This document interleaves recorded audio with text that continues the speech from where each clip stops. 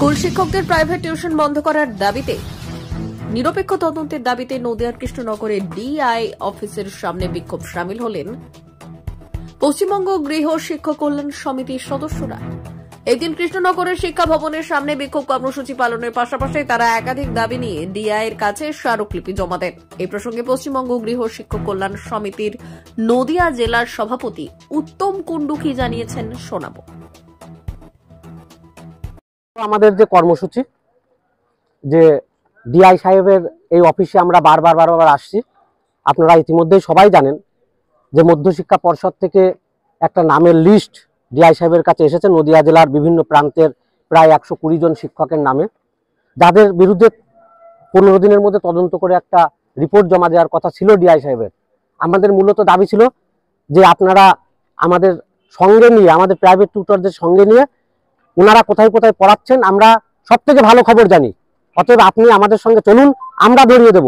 উনি ঠান্ডা ঘরে বসে স্কুলের হেডমাস্টারকে ফোন করে বলছেন যে আপনার স্কুলের মাস্টারটা পড়াই, হেডমাস্টার বলছেন যে না, উনি সেটাই রিপোর্টটা পাঠিয়ে দিচ্ছেন। এবং দিনের পর দিন এই একই রকম ঘটনা চলছে এখানে, যে হেডমাস্টাররা যে মুচলেখা দিচ্ছেন সেই মুচলেখাটা ঠান্ডা ঘরে বসে তারা টাকা খেয়ে এই কেসটা করছে। অথচ এই ডিআই সাহেব আমাদেরকে কথা দিয়েছিলেন, আমাকে ফোন করেছিলেন এই ডিআই অফিস থেকে যে আপনাদের সঙ্গে নিয়ে আমরা ভিজিটিং করব, স্পটে আপনাদের নিয়ে যেতে হবে। অথচ সেই ডিআই সাহেব 15 দিনের মধ্যে পুরোটা ঘুরে গেলেন। তিনি এখন আর স্পট ভিজিটিং করতে চান না, তিনি ঠান্ডা ঘরে বসে উনি তদন্ত করছেন। এর প্রতিবাদে যে আমরা একটা নিরপেক্ষ তদন্ত চাই, সেই নিরপেক্ষ তদন্ত সঠিক, যে তদন্তটা কিভাবে করা হলো। আমরা যখন অভিযোগ করছি তখন সেই অভিযোগটা আমরা এমনি করছি না, আমাদের কাছে প্রচন্ড ডকুমেন্টস আছে, কোথায় পড়াচ্ছেন কোন মাস্টার সবকিছু আছে। আমরা ডকুমেন্টস আজকে আমরা পেন ড্রাইভ নিয়ে এসেছি ডিআই সাহেবকে দেবো বলে।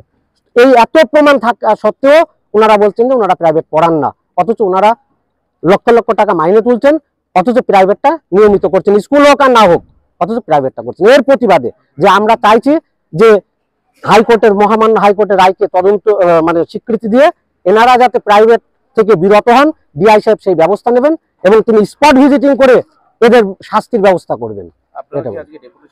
আমরা আজকে ডেপুটেশন দিচ্ছি, তবে আমাদের মূল দাবি যে আমাদের সাহায্য নিয়ে বা নিরপেক্ষ তদন্ত নিয়ে উনি যদি আমাদের সঙ্গে সহযোগিতা করেন তবে আমরা ডেপুটেশন দেবো, আর না হলে আমাদের এখানে ধর্ণা বসবো, আমরা অনশন শুরু করবো এখানে।